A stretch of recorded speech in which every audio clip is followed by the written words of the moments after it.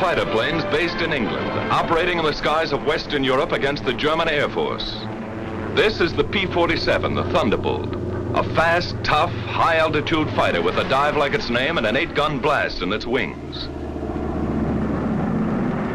Here is the Lightning, the P-38, master of the air in many theaters of war. The long range and concentrated firepower of this great fighter counted in Western Europe, too. The Mustang, the P-51, longest range fighter in the world. Speed, fast climb, quick dive, tight turn. A fighter pilot's dream. Into these three great fighters, America poured its genius, its millions of man-hours of labor, its faith in victory against the Luftwaffe. And in their single cockpits, it placed its carefully chosen sons, trained to a fighting edge, trained as never before. Here is their report, catch as catch could by their own gun cameras in the instant of action, and delivered in return for your toil and your treasure and your high hopes.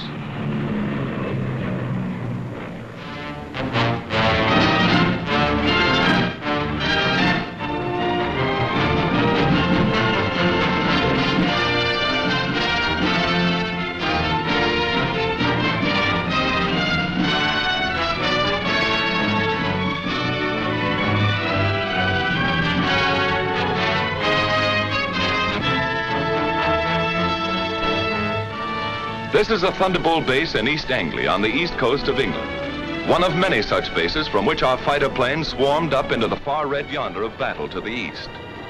Their main job, although they struck many other blows, was to escort and protect our heavy 4-engine bombers, the big friends, against the Focke-Wulf 190s, the ME 109s, and the enemy's rocket-lobbing twin engines, Ju-88s, ME 210s, 410s, and others. To attack them whenever, wherever, and in whatever strength they appeared. Our direct challenge for control of the air. Trucks bring the pilots from the field to the squadron dispersal hut for intelligence interrogation after the mission. Coffee and sandwiches if they want it.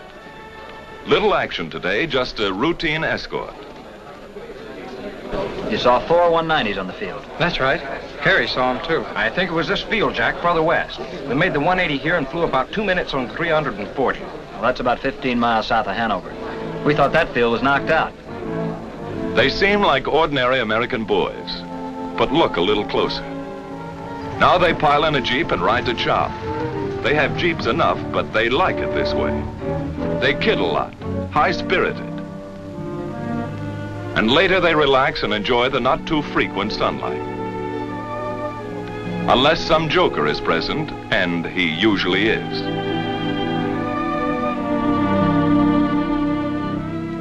They keep pretty fit, ready to stand anything up to 7 hours in a single-seater in sub-stratosphere, alert every second. And they keep their eye in. This fellow has 22 destroyed. Well, he may have if he keeps at it. And they won't be clay pigeons.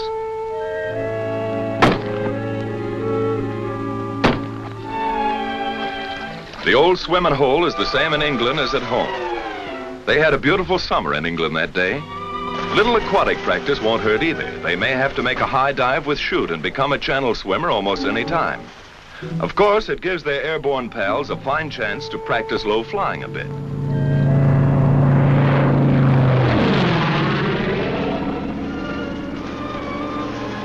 The swimmers take no chances on this buzz job. Maybe they're learning not to get behind the 8 ball here. Put the 6 in the corner. Getting in shape for Wimbledon in a small way. Good shot. Keep your eye on the little white ball, Eddie.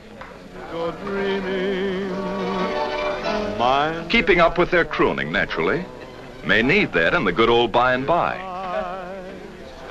Everybody's favorite newspaper in this town. What goes on in New Guinea, China, and Luzon? What's happening at home? Best of all is their comradeship. Fellows who are trusting one another with their lives in this teamwork war learn to be friends.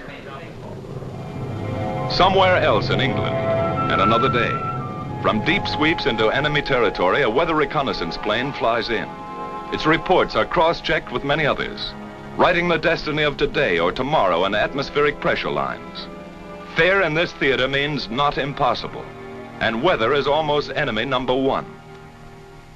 At 8th Air Force, General Doolittle discusses fighter protection. The 8th Fighter Command will give fighter cover to targets and back from the targets. It's desirable that we peel off as many fighters as possible to come down east of the Ruhr and strafe ground targets. How many do you want to peel off? Well, General, we're spreading over a pretty wide area there. I'd recommend very seriously that we hold all strafing to a minimum. All right. Go ahead and send that over to the 8th Fighter Command. Yes, sir.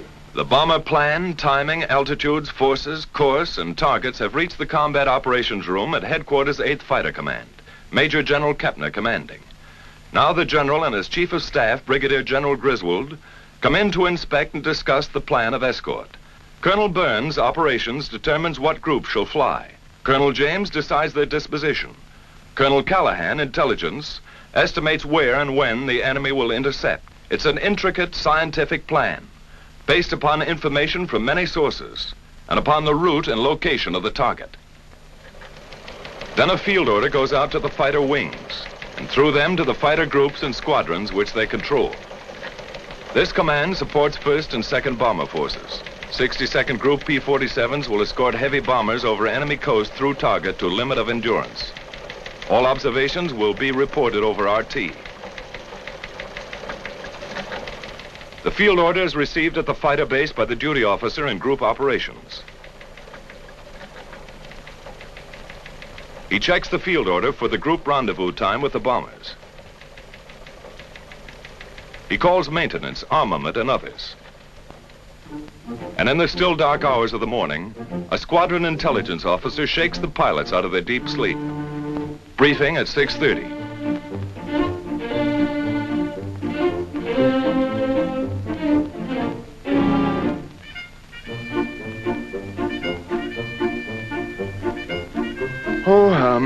Why can't they fight the war at a reasonable hour?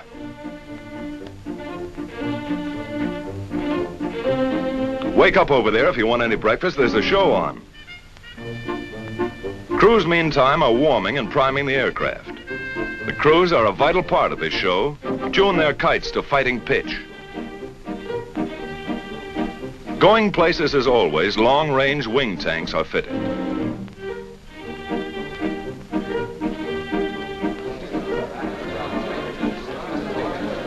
Now briefing and everybody present. The colonel comes in.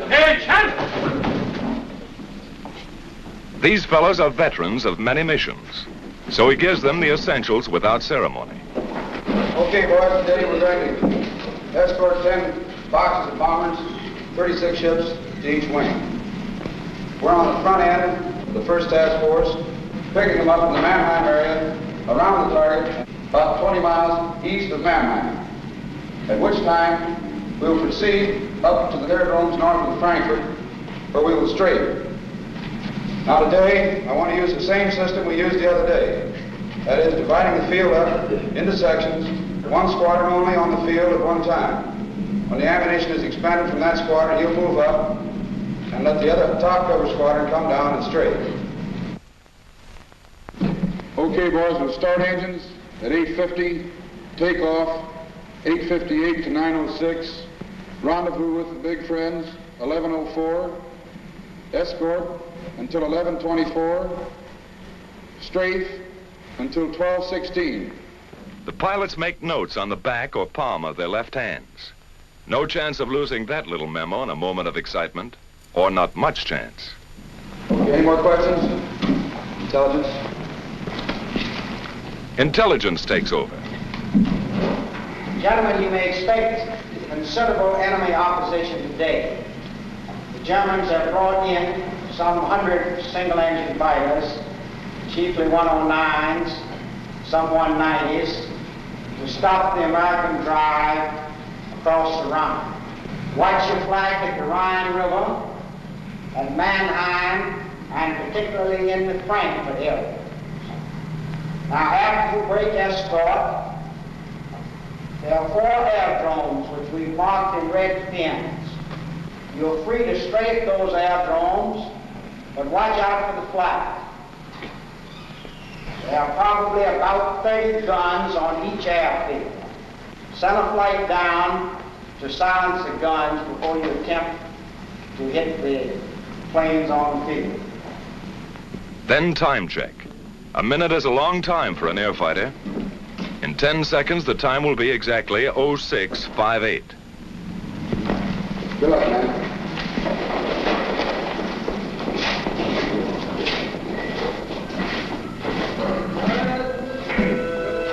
Surprised? These fellows know what's at stake. Each man takes his emergency kit and empties his pockets. A scrap of paper might tell a big story to enemy intelligence if he has to bail out. Last but not least, each pilot picks up his chute and rubber dinghy on the way out. 20 minutes before takeoff time, trucks bring the pilots to their planes. The group leader gives his own flight special instructions. Techniques are proven and fairly standard, but they're rugged individualists, these fighter boys, and each leader has a few ideas of his own. All right, let's get aboard. Helmet is not only for warmth, it holds radio earphones too. Oxygen mask contains the mic. No hands to spare on this one-man kite. Here this pilot will fly and fight in the icy substratosphere or dusting the treetops of Germany for anything from 4 to 7 hours. Oh, my aching back.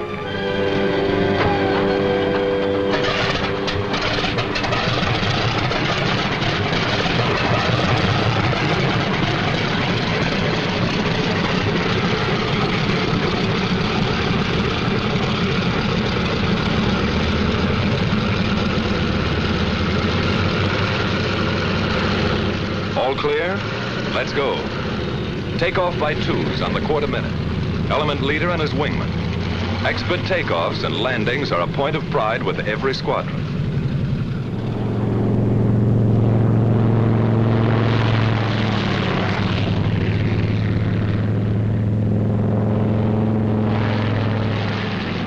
While at other bases, timed to the Escort schedule, the P-38s get underway. And at still others, here go the long-range Mustangs to keep their rendezvous with the big friends someplace deep in Germany. Somewhere out there over enemy territory, near or far on the long route as the bombers go out and come home, each of these fighter formations will make rendezvous with them at a certain point on the exact minute. These thunderbolts climb steadily over the channel and into hostile air. They keep fairly close together to prevent wandering and to save gas. That all-important item for the long-range Escort fighter. He can't borrow a couple of coupons over Frankfurt or Cologne. Now they open up into battle formation, fairly line abreast. Each pair, leader and wingman, never willingly separated, is a combat element. 4 planes are a flight, 8 a section, 16 a squadron, 3 squadrons a group. All working together because it's teamwork every second or die. Just as simple as that. Close to rendezvous now, and in the distance are the bombers. Advanced formations of the perhaps 100-mile-long Armada. The Thunderbolts maneuver for their Escort position. Each pilot searches the sky constantly, watching for the main enemy attack which may come near the coast or deep in Germany, or a hit-and-run sneak attack by the enemy's aerial snipers. Red leader to outpost. Bogies at 10 o'clock level. Outpost to red leader. Your bogies look like friendly Spitfires. But these black darts are not friendly. This is red leader. All right, men on the ball. This is it. 109's at 9 o'clock. Yellow leader to outpost. 1 Wolf coming in. Outpost to red leader. Can we get them? It's our turn, Chief. Red leader to outpost. White flight drop tanks and attack. Red flight stay up for cover. Yellow flight continue to escort. Red flight gets rid of its long-range wing tanks before the fight. Then down they go. The sneak attackers try to run for it now, but the Thunderbolts are on them.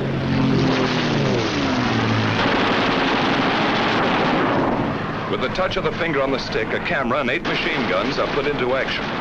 Small cameras set in the wings make the record. Poor pictures due to gun vibration. But you see it when it happened, as the pilot saw it.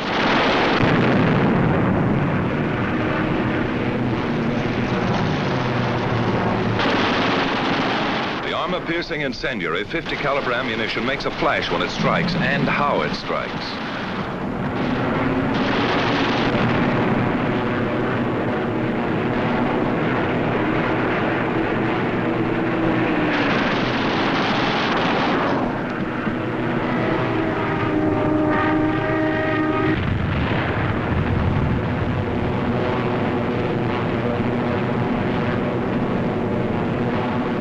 Bombers, ready with their own guns for anything that slips through, didn't need them this time. All over now, just a skirmish, part of the escort routine. The flight reforms and climbs to regain its position with the rest of the squadron. In the distance, coming in to relieve the Thunderbolts, is a group of Mustangs. This is Red Leader. Okay, men, it's time to break escort. Mustangs coming in at 8 o'clock. The Thunderbolts break escort. They head for home, watching for every possible strafing target on the way. The Mustangs, far in the distance, sweep the surrounding sky as they come in. Next to the belly or wing tank, which doubled the fighter range, the most important feature of long-range fighter escort was the relay system.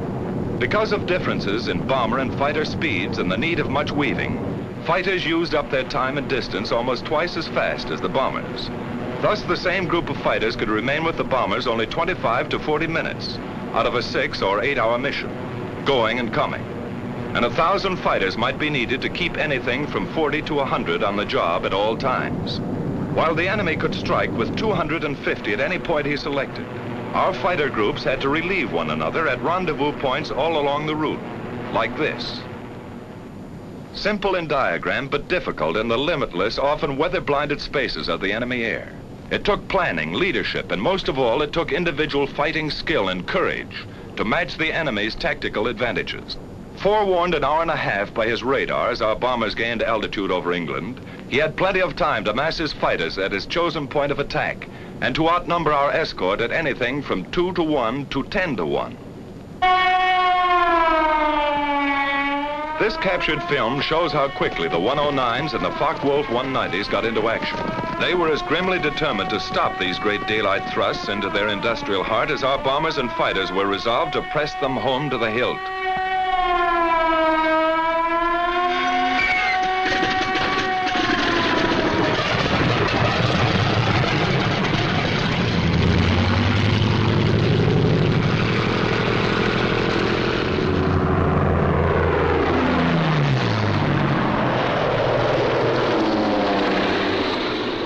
In Germany now, weaving ahead, above, below, and all around the bombers like a screen of destroyers protecting the main fleet.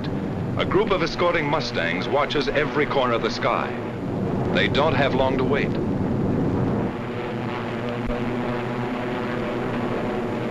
Ceaseless training plus battle experience has taught them to recognize the enemy almost by instinct. Where they are, how they act. First hostile aircraft is spotted. Blue Leader here. Watch it, fellows. 109 to 10 o'clock. The enemy fighters are massing for an attack on the bombers while our pilots watch every move of their very tactics. Yellow Leader to Blue Flight. Looks like they're trying to lead us away from the bombers. Green Leader here. You're right. Here comes another. 9 o'clock. Blue Leader here. Blue Flight drop tanks. Yellow and Green Flight stay up for cover. The Mustangs drop wing tanks and plunge into the fight.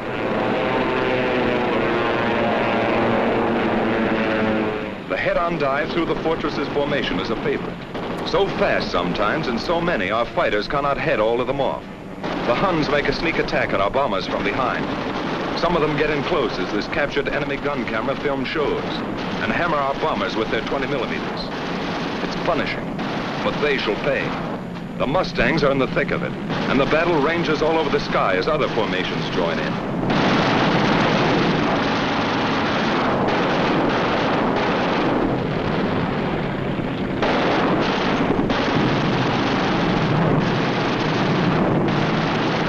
Jerry's attack in waves and sometimes inflict great damage before they're driven off.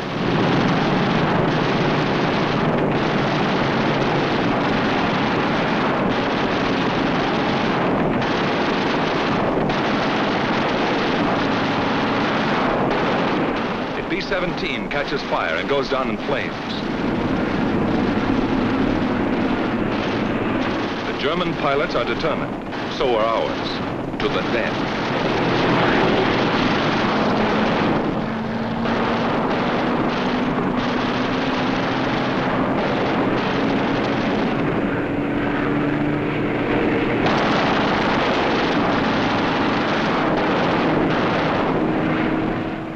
Tail shot off, but still going ahead.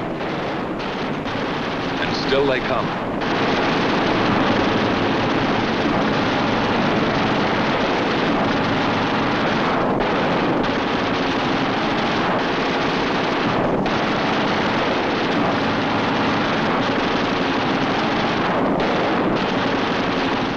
We lose another, but they cannot stop us. Our fighters, often heavily outnumbered, engage the enemy all over the sky. And this battle is only one of many.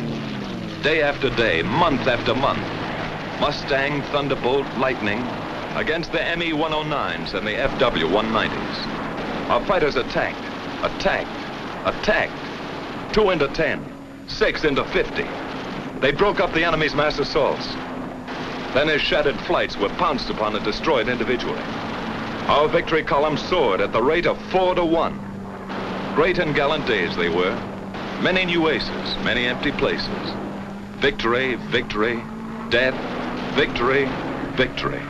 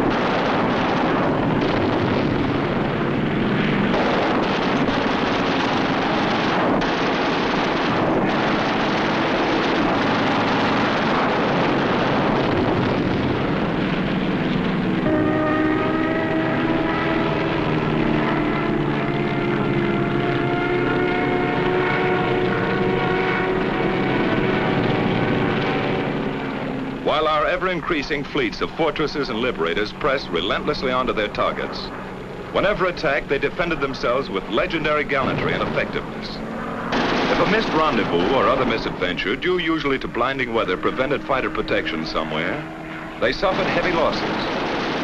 But no American fighter ever failed them because of enemy odds, however great. Never was a mission turned back by enemy action. Our bomber and fighter losses, though strikingly less than the enemy's, were heavy.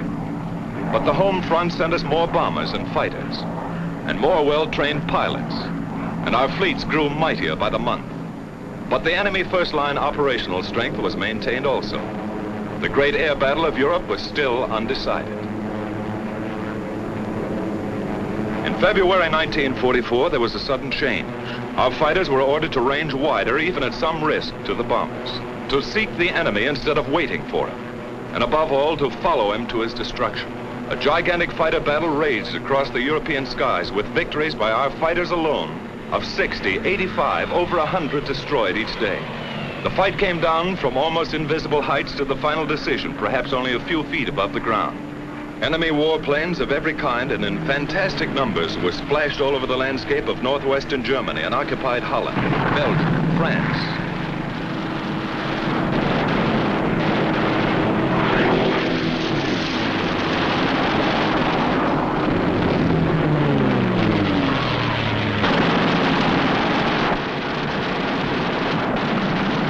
Watch this 190 hit the dust.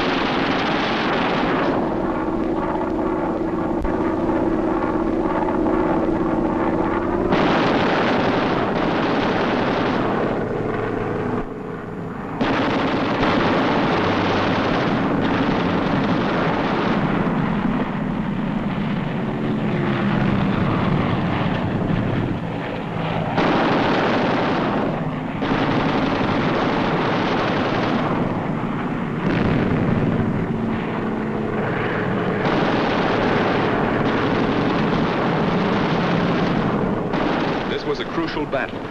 Both sides aware of the coming events and air domination itself at stake. Once again, a better cause, better planning and leadership, better equipment, and beyond everything else, the know-how valor of our fighter pilots gave us victory. Only this time it was decisive. So many of his aircraft exploded over his own forests and housetops, or were driven, flaming wrecks, into the ground. So many of his famous fighter leaders met death at the hands of some grimly determined boy from Illinois, or Wyoming, or wherever, that his morale was shattered. His defense plan was smashed. The Luftwaffe cried, "Enough."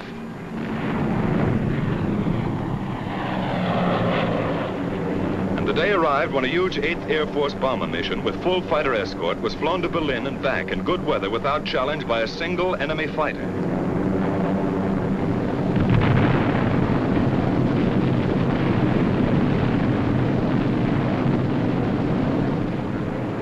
Quickly now, our long-range escort fighters seized their opportunity. Since the enemy did not come up to fight, down they went to blast his planes to pieces and burn them on his own aerodromes all over Western Europe and the very heart of Germany. It was the most savage and devastating fighter ground attack on record. Returning from unchallenged escort duty and on many special missions, they burned his aircraft by hundreds, harried him from one airfield to another, forced on him a degree of dispersal ruinous to his efficiency. His frequently intense light flak, sheets of machine gun fire from flak towers and ground installation caused losses, heavy ones. 4 times as many as the same number of fighters would sustain in aerial combat. These are the films of the victors, and they do not show the cost. But our fighters never flinched, and by their fine courage facing destruction in single-engine planes only a few feet above the ground, 500 miles from their bases, they smashed the heavily concentrated front-line operational strength of the German Air Force forever.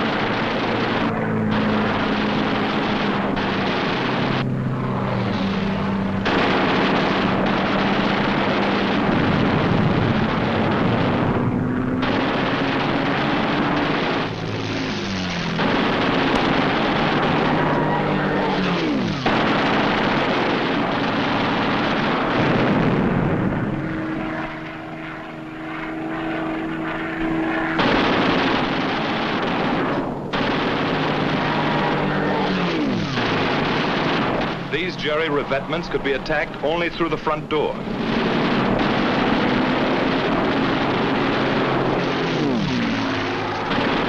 These copied Allied Invasion Day stripes failed to deceive our pilots.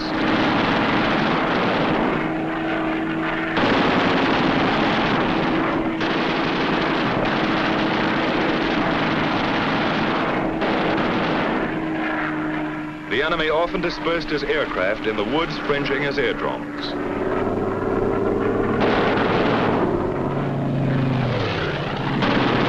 Always open season on this kind of sitting duck.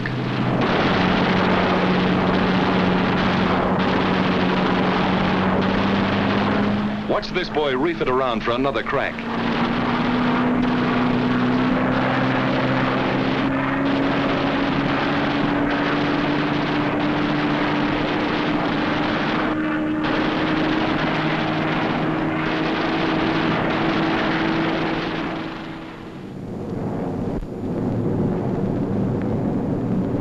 The steady, relentless bombing of Germany went on without ceasing. Against the enemy's occasional desperate efforts to intercept, we maintained fighter escort every step of the way. But the sky was ours, and another great opportunity was ours. His teeming, widespread, intricate transportation system. Feeding and supplying the great armies which he counted upon to throw our invasion forces back into the sea. Then something happened.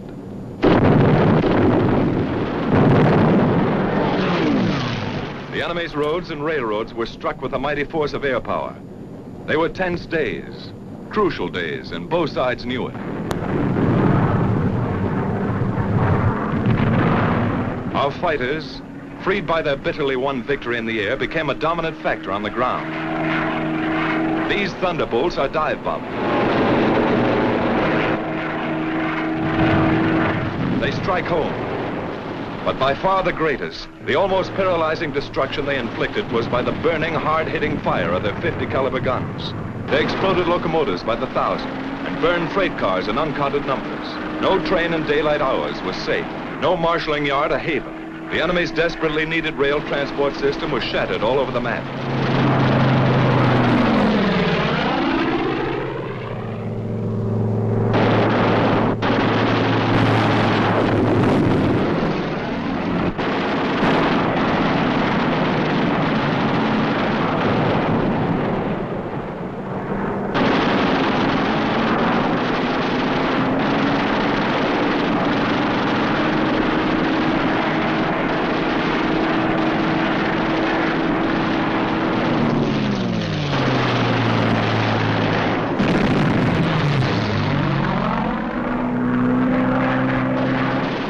Tank goes up, one of many.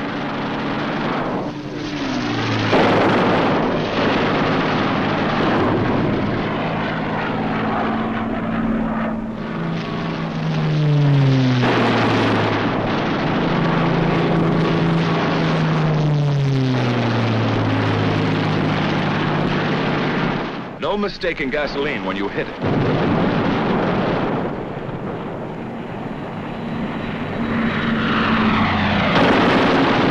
Target too small, even a single railroad car.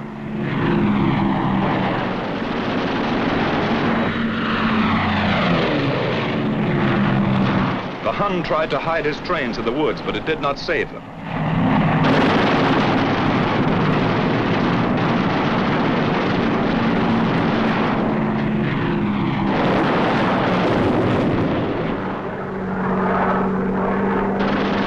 His diversion of traffic to slow-moving barges was no escape. The hail of our fighter fire swept the canals.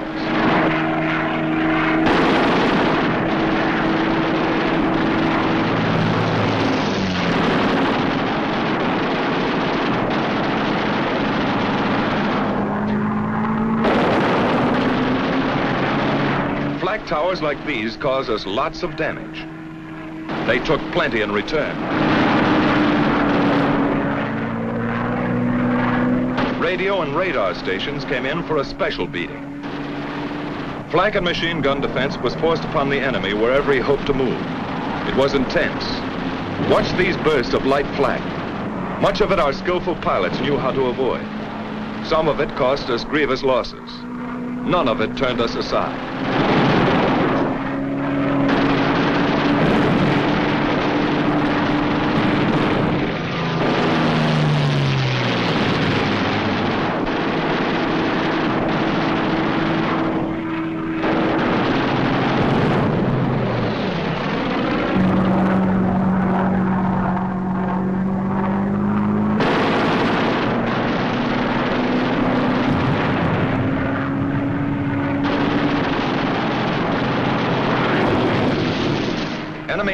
nation tried to run the gauntlet in vain. Watch this staff car of a high German officer. Was it Rommel? Could be. At the same time came such a scourge of road traffic as never before known. The enemy could move his convoys effectively only at night, was delayed and destroyed wherever he turned the wheel. What did this mean to the German armies in the West? How did it count on Invasion Day and the Battle of Normandy? Here is the picture of the enemy's transportation system as he was able to take it into the crucial test. Yes, this is the report our fighter pilots send back to you.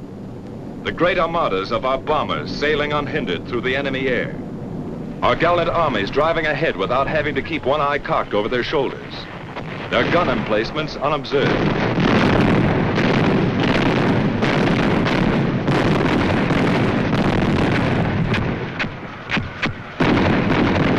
Everywhere above the mighty battle was and is the flash of American fighters. The Thunderbolt, the Lightning, the Mustang. The Germans see them deep in their own sky and cringe. Our men see them above the grim fight and cheer. There are remembered names in the mess halls.